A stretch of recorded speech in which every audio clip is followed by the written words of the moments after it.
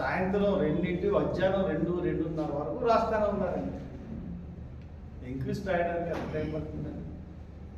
2 hours 3 hours, post మార్టానికి 3 hours. అంటే ఇది టాక్టికల్గా తాత్సర్యం చేస్తూ దాన్ని రాంగ్ చేస్తూ బాడీని ఇక్కడ మేము అడ్డుకుంటామేమో అని భయంతో పోలీసులు పోస్ట్ మార్టం రిపోర్ట్ చెప్పాలంటామేమో అన్న ఉద్దేశం.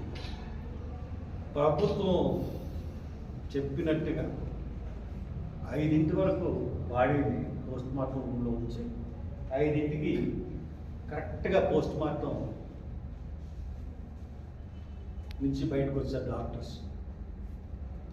డాక్టర్స్ రాగానే డాక్టర్స్ వెళ్ళిపోతున్నారు, బాడీని ఫ్యానింగ్ ఇచ్చారు.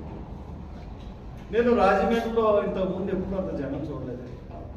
ఏ మరణానికి కానీ ఏ లక్షలాది మంది వచ్చేసి ఆ ఊపికి నిజంగా నేను ముఖ్యంగా పోలీసులు కోఆపరేట్ చేయకపోతే అక్కడ పోలీసులు అన్నవాడు ఎవరో వినరు. నేను చాలా సంయమంగా వ్యాన్కి ఎదురుగా నిలబడి అందరికీ ముందు వ్యాన్ బయలుదేరక ముందు 2 నిమిషాలు వచ్చి మనం క్షేమంగా బాడీని పంపించాలని చెప్పి చాలా జాగ్రత్తగా పోలీసులని జనాన్ని సంయమనం చేసుకుంటూ వ్యాన్ని బయటకు తీసుకెళ్ళేంత వరకు నా బాధ్యత అని చెప్పి బయటకు తీసుకెళ్ళి నేను వదిలేశాను. సరే, నా సంశయాలు ఇదేంటి హత్య కాదా?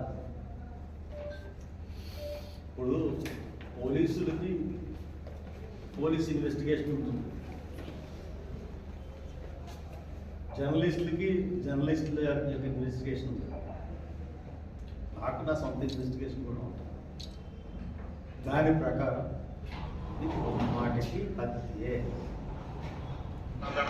ఖచ్చితంగా చెప్తున్నాను, ప్రవీణ్ కుమార్ పగడాలది హత్య. పోలీసులకు తెలుసు, డాక్టర్లకు తెలుసు, ఖచ్చితంగా ఇది హత్య. అతన్ని చంపేశాడు, అతను హతసాక్షి అయిపోయాడు.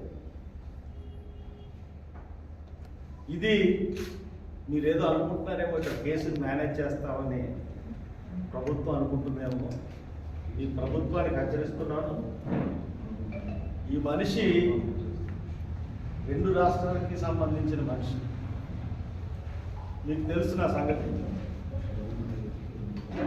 ఒక శవాన్ని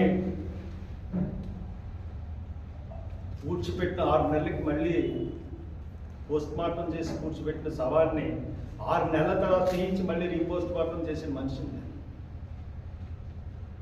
ఇప్పుడు డాక్టర్లు చెప్తున్నాను, మీరు ఏమన్నా తప్పుడు రిపోర్ట్ ఇస్తే మళ్ళీ హైదరాబాద్లో కాంగ్రెస్ ప్రభుత్వం ఉంది, రాహుల్ గాంధీ దృష్టికి తీసుకెళ్తాను, నిష్పక్షపాతంగా అక్కడ పోస్ట్ మార్టం జరిపిస్తాను.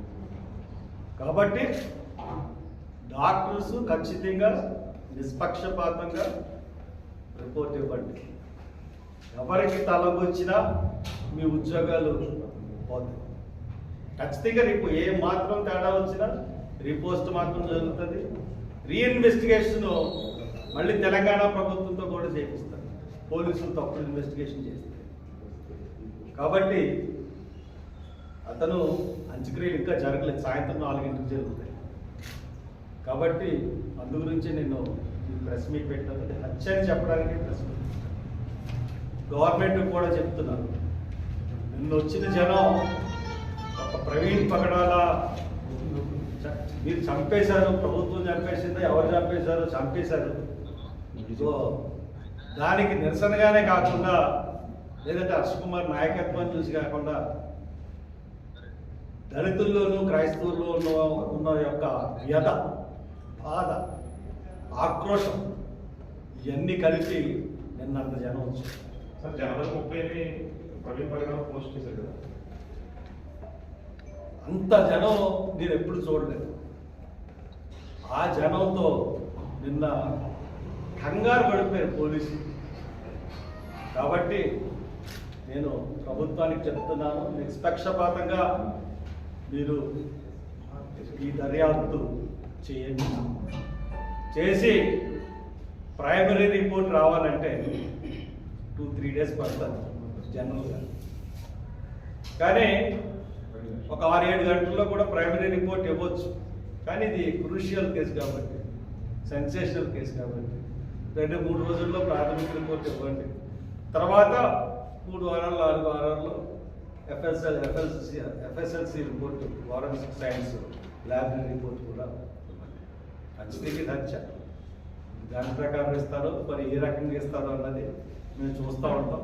మీరు తప్పుదోవ పెట్టించారంటే మాకు అందరూ ఇరుక్కుంటారు.